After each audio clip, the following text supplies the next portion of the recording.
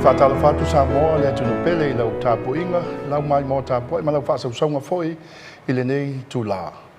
O le tātou talanoanga masani po le tātou polo kalame o le Malanga.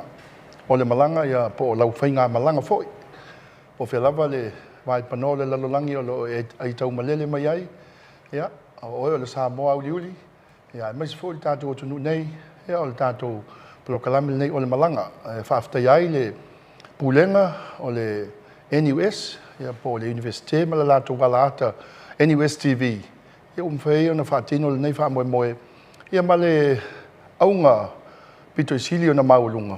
Ia mwhai o na longolongo puia lii. Ia matalanoa ma whaasoa. Ia nisi foi o vaenga ese. Ele ngata I tūlanga I tono ainga o nuu mala alfanga. O le atu nuu kampani ma pisi nisi. O le lotu ma ekalesia. Ia meisia o onga. Le nei la fiafi. Ia e whaatalo whatua I maulunga o Samoa. Mai ona maunga maulunga o lava I se wau pito I titi o le tātou tunuk. Lau whainga luang pai a le atua malana tāpu inga mala lātou whanono manua wa Samoa malona tunuu. Ia mais foi ia le tu whale nganga o tātou tangata. O pisinisi ma le tau ati na ino pisinisi. Se tasi lava nā o aunga. Ia ma se matawha ioi ale nei wha moe ina ua amata. Ina ia mawhai o na longo puia li I company ma pisinisi o matanga luenga le malo. Ale ngata fo I lea ia o lātou o lo ngā lulue tū maoti. Self-employed people, small businesses, corporate companies, ministries, matanga luenga o malo. Ia lātou ngā yoinga o lātou fuafuanga. Ia mesel nei vai tau o toi nei o seanga o tātou anga iatu lea I le aso whanau o le pepe fau o le Christmasi. Ia maa ngai atua I nātou sanga fau pe a whina ngalo le atua e whesoswani mai maanga le lei mai a I tātou malo tātou tunu. Mātou tala noho le nei taimi. Ia leo ua malanga mai ma whatasi mai nisi o le matanga luenga. Ia po le ofisa foi lātou te mata I tuina ia mawaenga le atunu o le Public Trust Office. Ia po le ofisa lātou te whatinoina ia lau mawaenga, ia po lau wili, ia le tā uai, ia ai le itua le ele nei, ia o le ofisa le nei, o lātou te tausia ma lātou vaia, ia mawaenga ese, mo le pai o tātou tunu, ina ia mwhena so longa le leivaenga o mai tono tātou ainga. Le lau whaatasi mai, ia le au nanga, nisi o le au nanga, ia o tamali lava o le tātou tunu, nisi fo o tamali I ua mwhena ngā lulue I le nei vai tau, o le sunga po le fionga a John Sampson Pickering, o le Assistant Public Trustee. Tausi mawaenga lango, ia, mai le atunu o fiti. Mai le atunu o fiti, ia le sunga a John Sampson, ia, a ua alala nei I le nuu leo a whenga, ia, ua maupaolo ai le fionga a John Sampson. Ia, whaafitai le atua o tau e fo I lea nuu, I lana ia fo I matawha ioi, le fo I lau whaatasi mai e talanoina nisi o whaamoe moe. Ia, ele ngata fo I lea, ia u whaatasi mai fo I le fionga a Elkana, Toyaso, Pupi, le Manager Finance and Investment. Manager Finance and Investment. O le puli o tupe, ma le whaangaina o tupe teu whaawai taimi.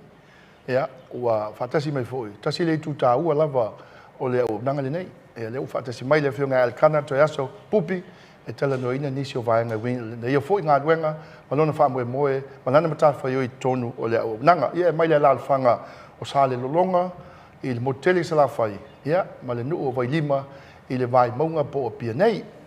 Le la ua whaatasi mai, ia, whaatalo whatu I le. Ia, welcome to our program, John. It's good to have you here. Thank you, Malolo, Wellington, Khalifa. It's good to be on the show. Thank you for allowing us to come and speak about the works of the office. And we're happy to really be here and have a good discussion on this issue. Ia, lau fionga Pupi, lau fionga Elkana, malo soifua.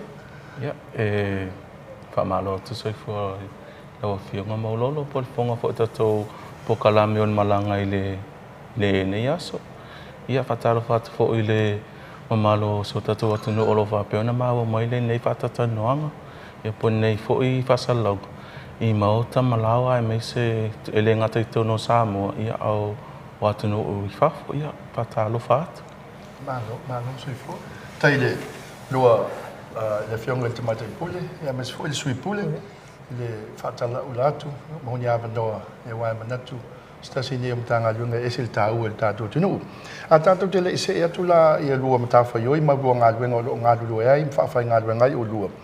Tatu, ausina taimi pupua, what is the Public Trust Office and what do they do? Mata I tatu tal nong. Thank you, Malolo. Well, the Public Trust Office basically deals with freehold assets and real estate property. We deal with wills, deal with estate assets, and basically those are the services that we provide. So in terms of will making, we normally do that prior to the person's death. We do a collection of the assets that the person has, what is needed to be disposed of, who are the beneficiaries, executors under the will. We get instructions and all that is done by the office. So once that is done, we draft up according to the instructions of the intended testator. And that is put down in the will, what we call a will. So all those instructions are received from the person giving those instructions. So what the will does, it gives the formal instructions of the testator prior to his death on how assets are to be distributed amongst beneficiaries. That is basically that part. We also do estate management of freehold properties in Samoa. So we administer and manage those things. So that's basically an overall of what the office does. So besides that, we also do estate administration, as I had said, and also trusts for individuals who come into the office. And that is basically our work, and that is pursuant to, the office was established under the New Zealand administration and later further established under the Public Trust Office Act, which regulates our office 1975 to date. So that is basically a general synopsis of what the office does.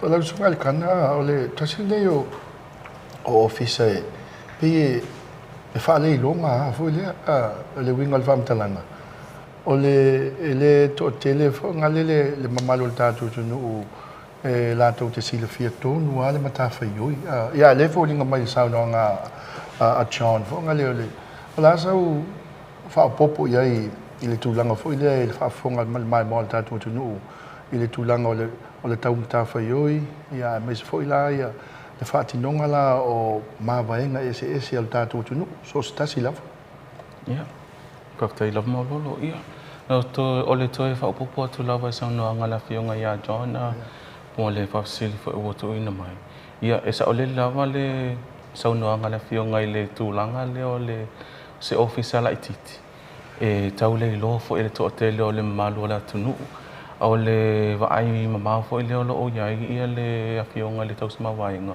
ia malpulenga fo tam faile e faise a wala fo ile le tam fai tu atu le office fo ile na ia fa la wiloa na ia services po au nanga lo ofaina o te lo to hotel fo le malo la tunu o lo tu facili po le alava e ia le office mawainga o lo o ia to hotel fo ile malo la tunu e lo o le o malama i le au ngā o le ngā luenga po le service le wha pe ona wha tau nuina e le ofisa.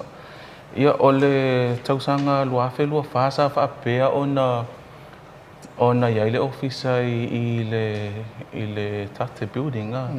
Se tasila o vai mama office folina ia se officer e se mai foilele ia mautu e mawhai e tangata o na iloa foilele le officer ilona ia lava building o le la sa fa pe o na mo mai lo le officer no whanga tu tonu le wei nei whanga tu tonu lo wai taimi nei o se ta sina o wala sa fa pe fa ta no wina foilele to try and put the office out foilele ia iloa I o mai le atunu ele ngato I leo ni so fasalaunga sa fa peona ona fasalauina ia open ta vai langi fa pe Facebook mai stulanga fa pena e fai lawa sina ta ole o services po o ngaluenga officer lo o fatanu ina nei o se fala potonga fo ia malo e se mai lava lana matafa yoi mai si matanga luenga uma lava po la fala potonga al malo e peona ta wala fionga ya John o le officer tau sima vaenga o iolo o mafai ona o faile vaenga le o fama apeina o estete mo tangata ua failangi o la tau soifua estete le tsau no yai o ni fanua po ni tupe metulanga fa pena a seta metotino ia o estete io so se vaenga lava o le fanua e o te ngā tupe o so se aseta lava e lava e ta vale o pisinisi o share si tono ni on pisinisi sa iai e telia ia o aseta uma lava fo ilele tangata le na soi fua o iai e mawhai ele ofisa ona wha maape ia aseta uma lava ia pe a wha apea e maliu ia le tangata le ona ina ia aseta uma nei ele ngata I lea ia au nanga fa tausima vaenga ia au nanga pole ta ia laila lo le tula funu e patino lava I le tausima vaenga e pe esema o le situ le pe esema I lava le title fo ile tuina mai ile CEO mo le office tausima vaenga e ta ua lava o le tausima vaenga pole public trustee o nei lalo tula funu e maoti mai ai lava ia services po o nanga mawhaiona ia whaatinoina whaatula fonu.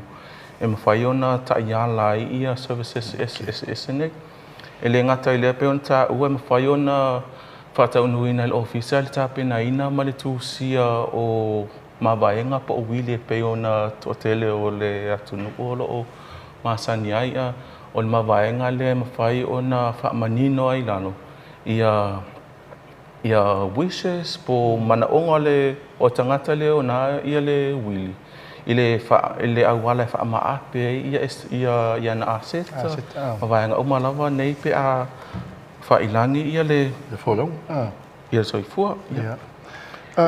Before we go to the break, John, just now you have the location, a good location in town, which is initially thought that was another very a particular point that needs to be help in promoting the public trust office. But still, the awareness hasn't reached the very people that needs to come forward and be part of your journey. Can you comment on that before the break? Yes. What we're doing now, we've had our website up and running. Just to shed light and involve the community on that, and just to inform them that we're here and this is the work we do. So we've just got our website up and running, explaining what work we do and the contact and our services that we provide. So that is one thing. The other is we've started to have meetings with different ministries, corporations and doing presentations on the work that we do. So that is basically what we've started to do, just to have our face put forward. This is what we do, this is our office and the services we provide. That is basically what we've done, just to get a wider audience from the community and the services that we provide for the community in Samoa. Malong pupu ona fa wa le tatu talnanga e male fionga John Sampson Pickering o le tausi mawaenga lango o le tausi mawainga lango i le Official Public Trustee Samoa. Ia mes fu ele kana te aso ia o le Manager Finance and Investment. Ia va ia tupe e mateu ngā tupe whawhainga luenga te tonu o le tātou official nei tā uga i tonu le tātou tunu.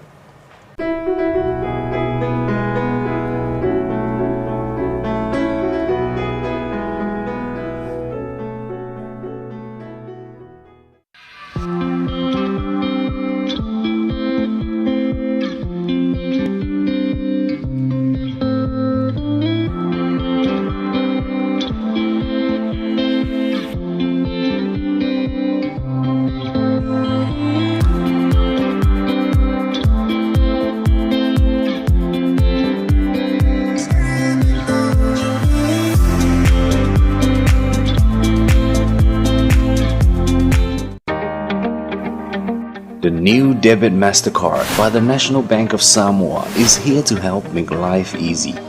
It's the easy way to pay everyday purchases, dining, internet shopping, online payments, and even paying your bills. It's as easy as tap and go.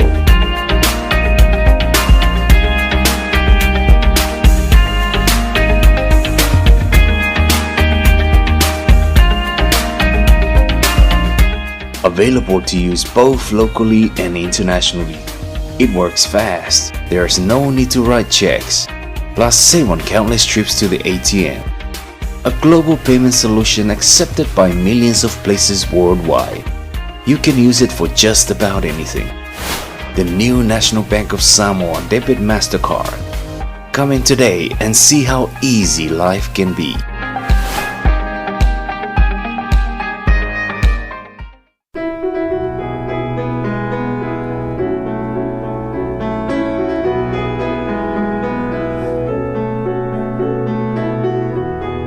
Fatalo fatu Samoa i lau mai mo tāpua ni tu la fiafi. Le ofisa o mawaenga, o le ofisa fatino ai mawaenga, o le ofisa o mawaenga e tonu le tātou tunu pe whaile wili so se Samoa lava. Le tāte mo lava no a fiuma e John Sampson Pickering, ia me se foi o le tausi mawaenga lango, ia me se foi ele kana to yaso pupi, ia o iena te pule tupe, na te pule foi tupe whawhainga kuenga whawai teimi tu tonu le ofisa lea ua ele kana o whea tonu ele ofisa mo le silfia le tātou tunu. Ia, whaftai lava paulolo o le peon silfia le tunu o le ofisa whau leo whapeo na whamautu ai ia le ofisa tau samawainga le taimi nei o le whale tuai le sa iai le Samoa Housing pe o le whaasinonga whawhainga o fiele na i le tero le malua le tunu.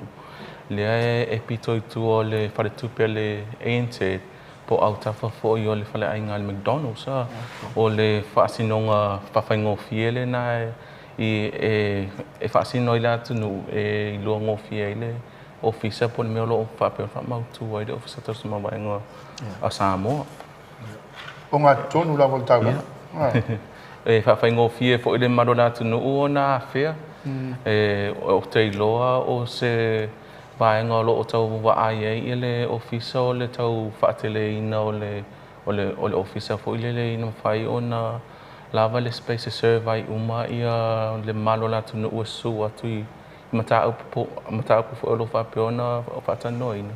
A le ngata i lo tau waai fo le ofisa i seisi fo i location fo i le saunga le mu le vaenga o kapaka ma isi vaenga whapena.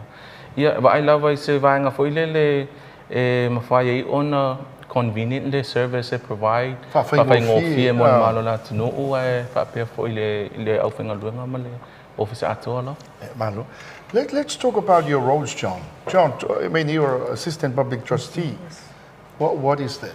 Tell our audience about your role and what you do. Okay.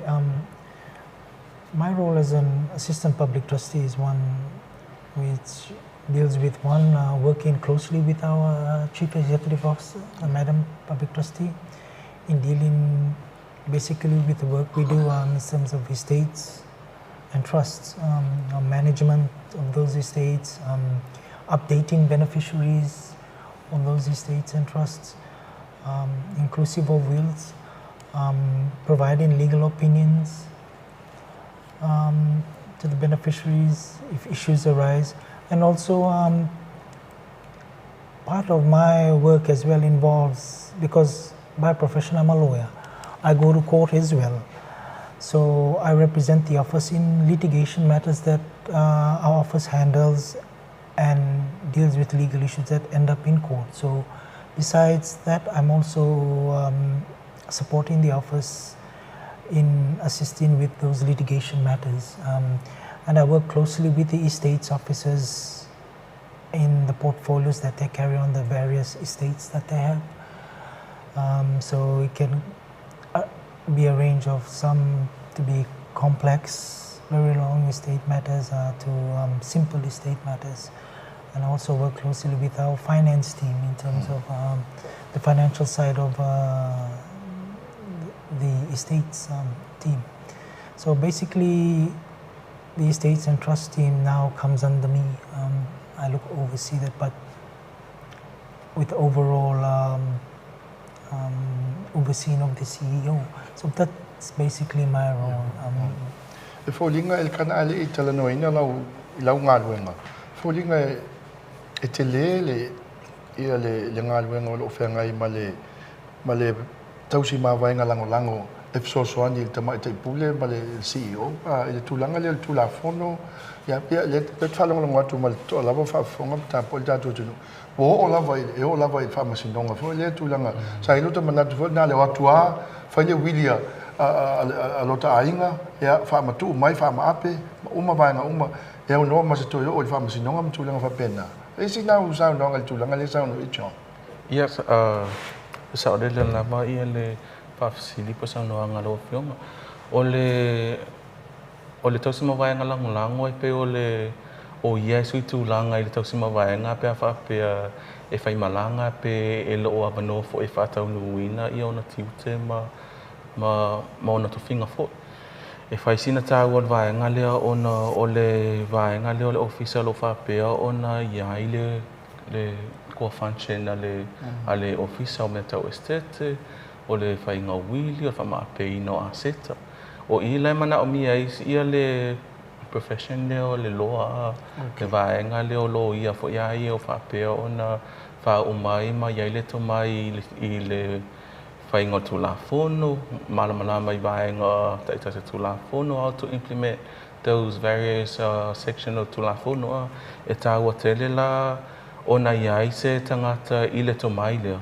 I le avanola tausima vaenga po le tausima vaenga lango o no ia foi e whapeo o na whai masui o le ofisa I le avatuina I o mata upo le ofisa I lumo le whamasinoma po le wala awina o cases SSL ofisa ia o le tausima vaenga lango lava I le tangata e whiangai ma le vaenga lea I le ngata I lea o lo whainga luenga fo le ofisa ia lo ia e fo lo ia le ofisa e se mai fo I le tausima vaenga lango ai o la to mai e to ndo le vaenga le po le profession le loa e o la to ia malam lama anga le tu la fono fa feo ona fa tau ina vaenga taitasia e a nga fo I le e piora le trust le lo le malola tu o lo o mal puia po o lo sefe ala to me to tino I le officer o no lo fa peona fa tau nuina ia ngaluenga e tanga to lo ia I le to mai malanga va I le vaenga le. Well, as a lawyer John, how often does a single case reach court in terms of differences with the will purposing? Well, that depends on a case-to-case basis. If beneficiaries are disputing a will in terms of distribution, and it ends up in court, or if administrators, executors are removed due to mismanagement or not performing their duties, then those are reasons that it ends up in court. So once it ends up in court, it goes through the judicial process, of filing documents, providing evidence, getting beneficiaries to come to court, just to thresh out issues. But the downside of it, of that ending in court, is that it takes a rather a longer protracted position because you wanted to deal with the will and trust or an estate in general, in an efficient manner. So, each case has its own unique issue attached to it. So if it does end up in court, it goes through, as I said, the judicial process of having the matter argued, and the court deciding. But as I said, it rather takes a longer protracted time because, once it's in court, it goes through that process. Okay. So you're looking at, like, for example, 2 to 3 years or max 5 years in court, back and forth. That long? That is just an estimate I'm giving. And there's matters that our office has handled where there's similar situations, and beneficiary is not happy with the result, and then they go to have it on appeal, so it stays there in the system.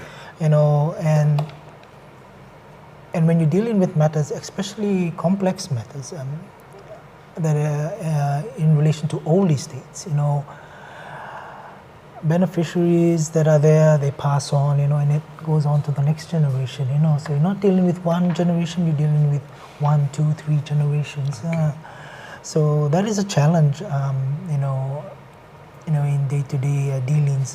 That's one of the challenges, it gets caught up in court, And matters of these, you can sit down with the beneficiary, like, to navigate, to amicably resolve the matters. But if they do go to court, there's just unsatisfactory results between the beneficiaries. So, it takes 2 to 3 years, just an estimate I'm given. So that is basically, like, if it ends up in court, you find in documents, you're given time to come and give evidence whatsoever in relation, to what your argument is.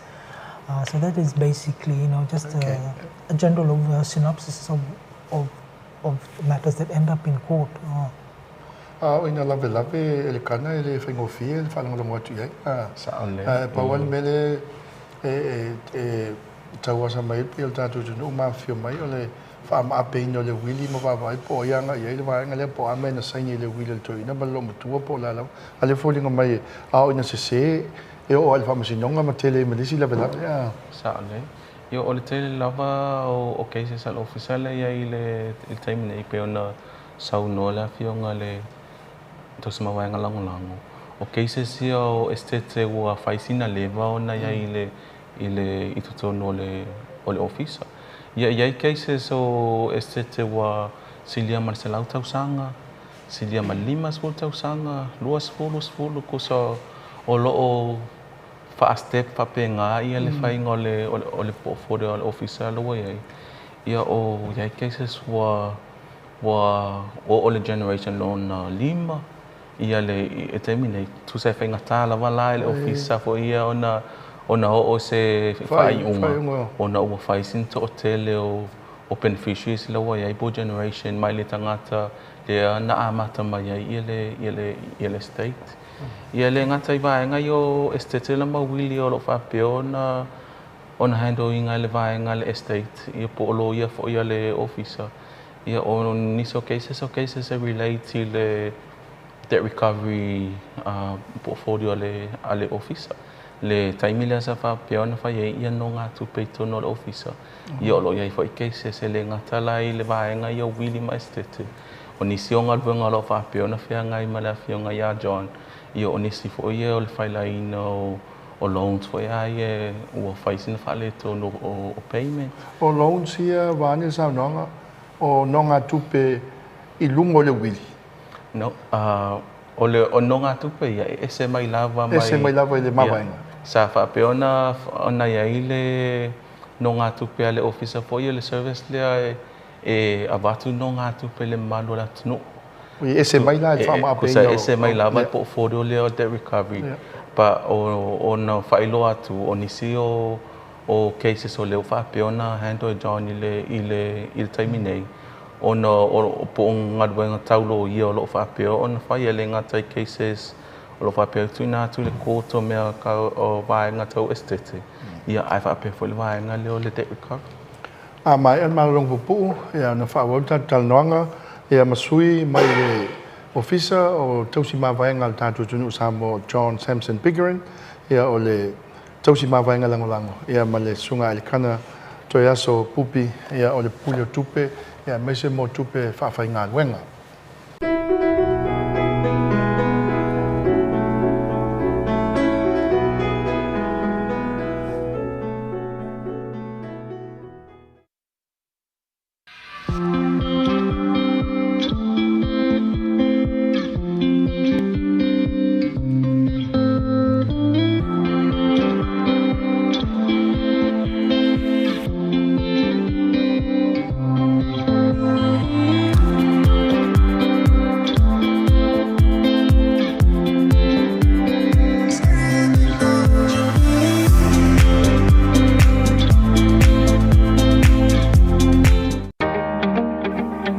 The new debit MasterCard by the National Bank of Samoa is here to help make life easy.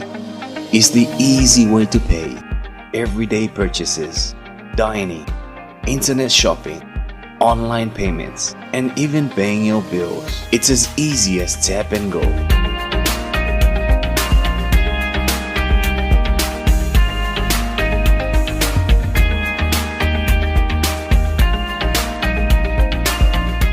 Available to use both locally and internationally. It works fast. There's no need to write checks. Plus, save on countless trips to the ATM. A global payment solution accepted by millions of places worldwide. You can use it for just about anything. The new National Bank of Samoa Debit MasterCard. Come in today and see how easy life can be.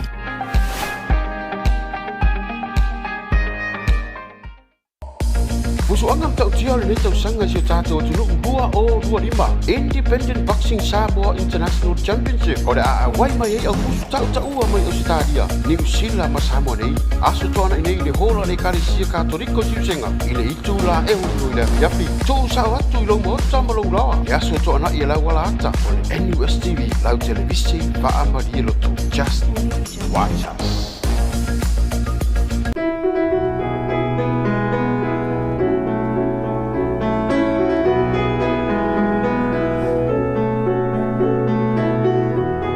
Toi fata fatu sa mo ila mai mo ta po ilo fisa tausi mavaenga al tatu tunu le o se ofisa i lo le toteli a o lana mata fa yoi o lana vai mamao ia o le fa ngai o inga ma le fa tau to toina ona fainga fa vai ma tu langa le ngalue ina to tonu le ofisa ile faingo fie ma fu angal na o manatu ai e a lava na longo pui ali ma tala no ma fa so atu il fatti non ne fa mo molto tele il dato tenu e mes fo io pe io sa mo lo ai tau malele mai so se vainga o le lalang le taua o le matafa yoi ale ofisa o tausi ma vainga e to tonu il dato tenu il kana sauno i longa luenga o e te pule tupe e te pule foi tupe le fa pe teu fa fainga luenga fa vai temi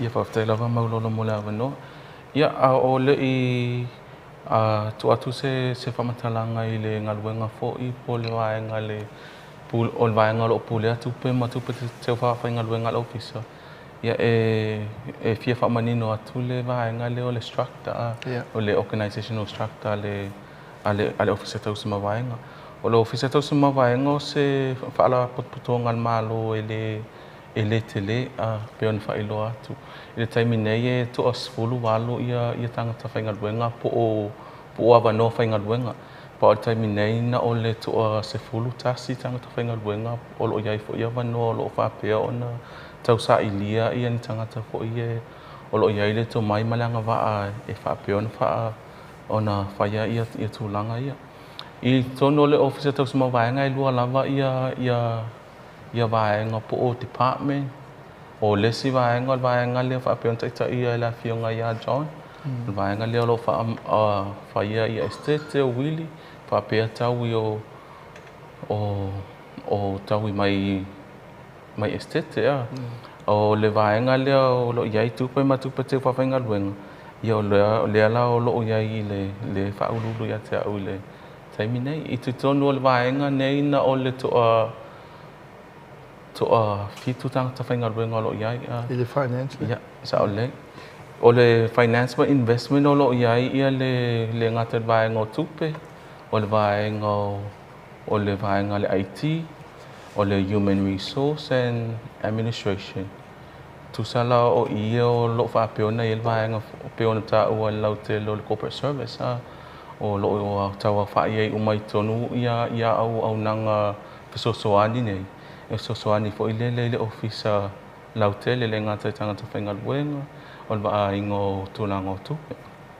Se tasi o ngaluenga ta ua le patino i le ofisa tau sama vaenga lo whapeona whatau nuina e le matau vaenga o le tupe matupe te ufa whainga luenga. O le vaenga le o tupe i e whapeona o na investor. A whapea e maliu se tasi ai o le aseta mo o la tau ngā tupe. Po o ni lako policies fo i insurance policy o lo whapeona tu ina tu le ofisa e whaonga le ofisa wili. Po tu la fono e whaamaape ia tau ngā tupe nei. Ia e iai ia le malo sianga le ofisa e te tau ai le ofisa ona investor. O le investor lo whapeona ona whatano ina ele ofisa. Ina o le vaai fo lele o le taime whaamaape ia tau ngā tupe nei. O iai se tupe whaasili e alu sa o lava I tangata ia e vai iai. Whawhainga luenga tupe ia. Whawhainga luenga le ofisa. Whawhainga luenga ina la lea vāne sa nonga el kana. E mai se iuenga mai le tangata ana le wili pe iani ai inga ale ofisa e whaatino ele vaenga lea. Ia mo le whafsili ala ofia o tupe ia o te ngā tupe ia o tu ina atu le ofisa. Ina ua maliu le tangata. Maliu le tangata, ia. Tusa o le taimi nei o te lo o vaenga ia o la vea ia whaino pei po tutongi muli o tangata whainga renga le malo lo whapeona whailangi o la to soifua lo ngā lua I tono le malo. Ia tu ina atu lai le ofisa ia tūlanga ia e whaonga le ofisa po so e po ia se wili a tangata lea. Whaifa san launga e sue ia tangata e patino I le tangata leo leo ngā tupe ia. A mai ala ona confirm le ofisa po ia se wili po le ai fo yo se wili. A whapea ia le wili whaonga lava le wili le e whamaapea ia le tūlanga le ai o se wili. E whaonga lava la le ofisa ia tūla fono o lo manino lava vaenga tūla fono.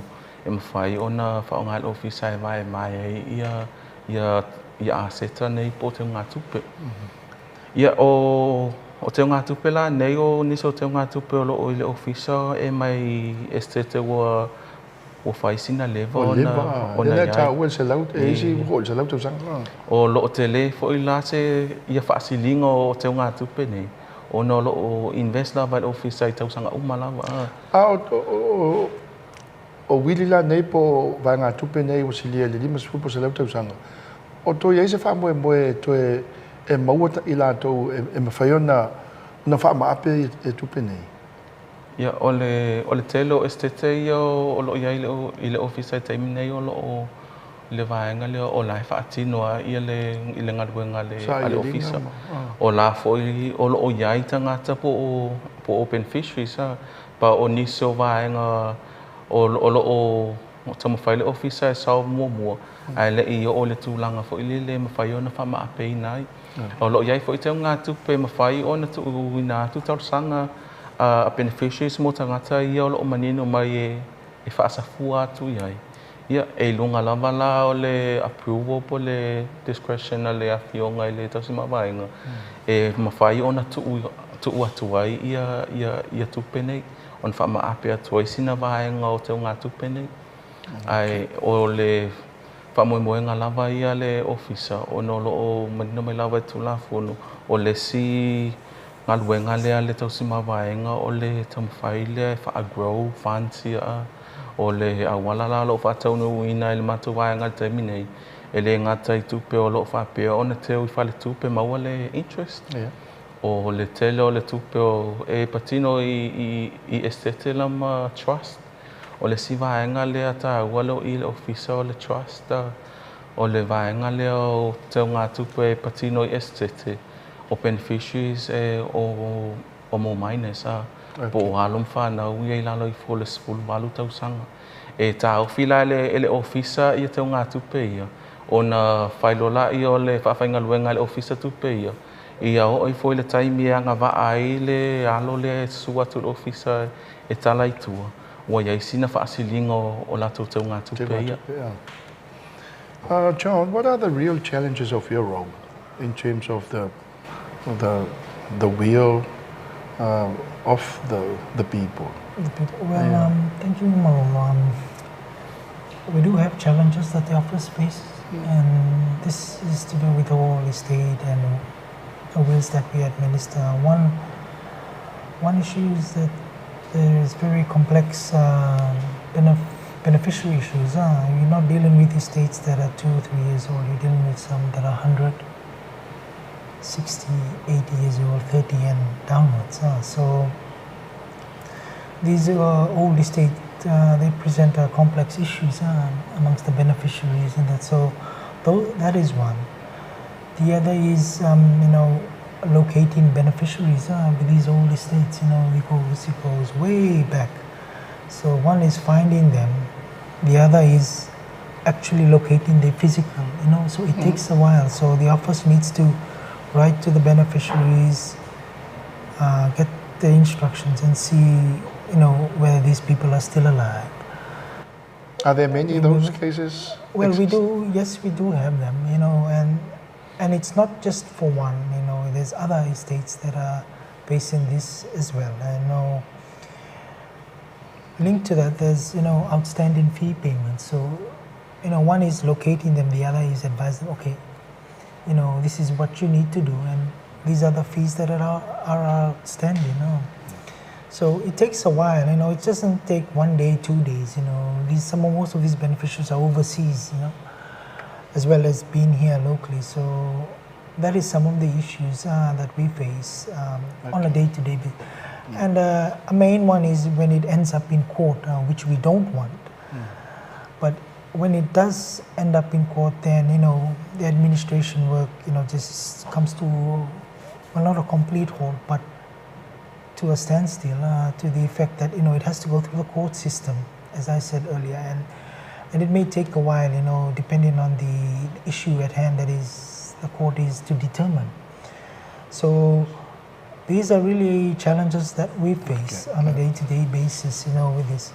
And the other is our estates and trust team is a very young team. So it's that transition of knowledge, for a fact, which we do acknowledge within the office. Within the office in dealing with these matters, because they're not straightforward matters. So you have to look at it holistically, because this is a very specialized area with estates and trust, and you have to be on top of what you're advising, that the advice is sound and accurate. So you're able to resolve these matters. Otherwise, it just goes round and round, without. And then we do know that beneficiaries get frustrated, yes, of course, with this. But as I said, the office strives to give the utmost professional services to the community, despite these challenges. But these are some of the challenges that we continue to face and impact the efficiency in terms of the office. That was basically some of the challenges.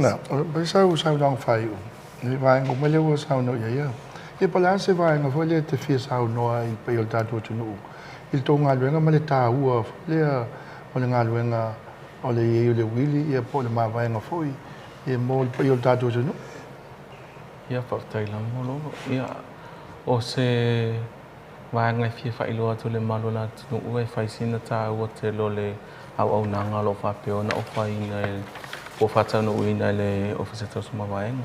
Tali tono to te le malona tunu ue na o fully understand or comprehend le au ngā po le tā ua le ngaluenga lo whapeo na whatinu ina.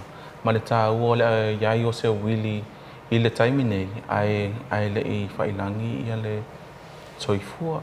Ia ole iai ole wili te le lava vaenga mawhai ona fo ia.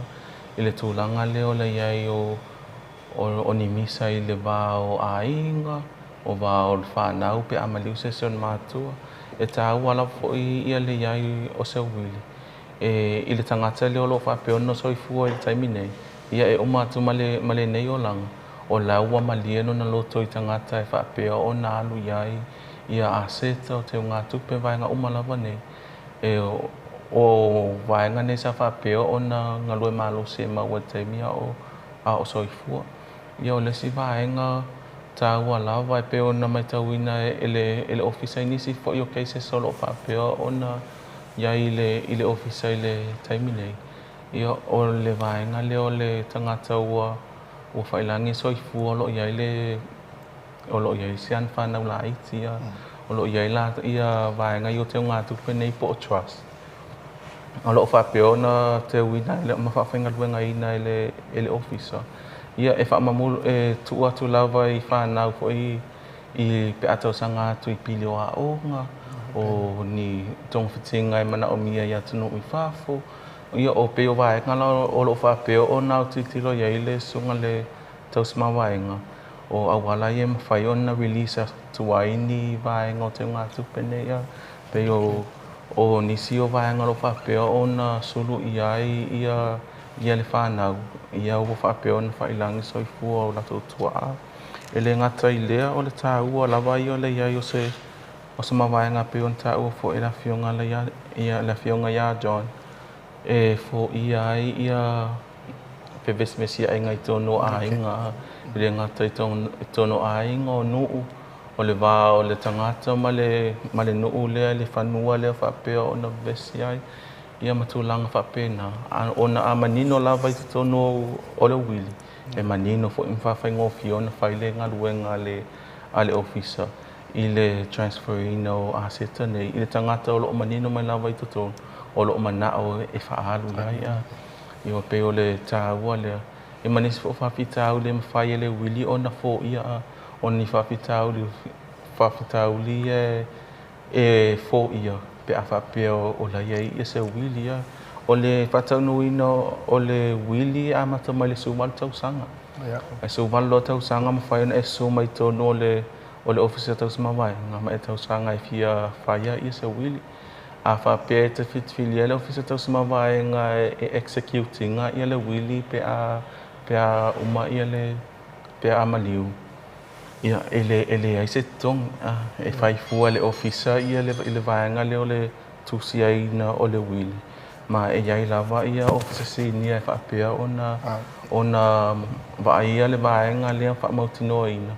Ia ma le rafionga le tausama vaenga langolango. Ma whaiona toe ai uma vaenga uma tu la phone mo vaenga o wili ia. Make sure la o lo o selau pasene. Whamautu uma ia vaenga esene. Since our time is up, your final, I'll give you the opportunity to say a final word for our program. Thank you, Malol. I'd just like to let the community know that the office is out there. It's already available in town. Please do come in if you have issues or questions in relation to estates that we administer that you may fall under. In terms of wills, information in relation to your estate, please do come and sit down and get a time, appointed schedule, just to see how we can help forward the matter expedited, and we're happy to keep that. Thank you very much, John. Thank you for coming. After tele la ufenga le kana to ya so pupi mola le talia mai mala avano. O te manatu sa mo mala fa fonga mala mai mo ta po e to e mo la avano to ya fio mai la tu nei.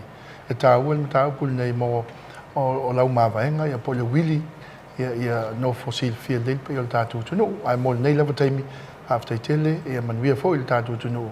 So fu ta tu filo il vas fo o mo lo fa ta wili to le mai. That's